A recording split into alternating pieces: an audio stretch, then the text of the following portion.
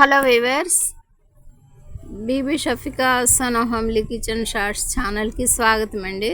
ఇప్పుడు మనం పాలకూరతో పప్పు తయారు చేద్దామండి. వెరైటీగా, టేస్టీగా, హెల్తీగా. మా వీడియోని తిలకించండి వీవర్స్. ఒక గంట ముందుగా నానబెట్టుకున్నామండి 1 కప్పు కందిపప్పు. ఇది పాలకూర అండి. కొన్ని లీవ్స్ కట్ చేసి వాష్ చేసి ఈ విధంగా పక్కన పెట్టుకున్నామండి. ఇక అన్నీ మనం కుక్కర్లో యాడ్ చేసుకుందామండి. 3 పచ్చిమిర్చి, 1 టమాటా, పెద్ద సైజు టమాటా పీసెస్, కొద్ది రేఖలు చింతపండు చూస్తున్నారు కదండి. కొద్దిగా పసుపు, ఉప్పు అండి. ఉప్పు 1 టీ స్పూన్ ఉప్పు,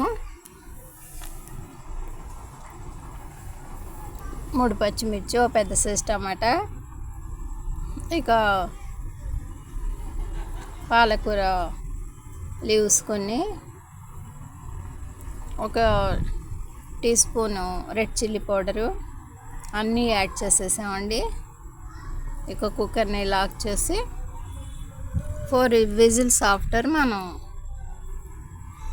ఈ కుక్కర్ని ఓపెన్ చేద్దామండి.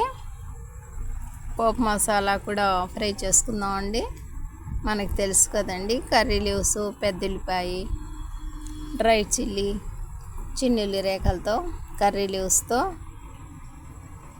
మన పోపు మసాలా రెడీ అయిందండి.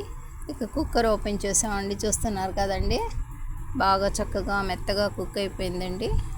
పేస్ట్ లాగా చేసి పోపు మసాలాలో యాడ్ చేసేద్దామండి. వెరీ సింపుల్ ప్రాసెస్ అండి ఈ పాలకూర పప్పు. మా ఈ వీడియో నచ్చితే Bibi Shafika sun homely kitchen షార్ట్స్ని లైక్ చేయండి, షేర్ చేయండి ప్లీజ్.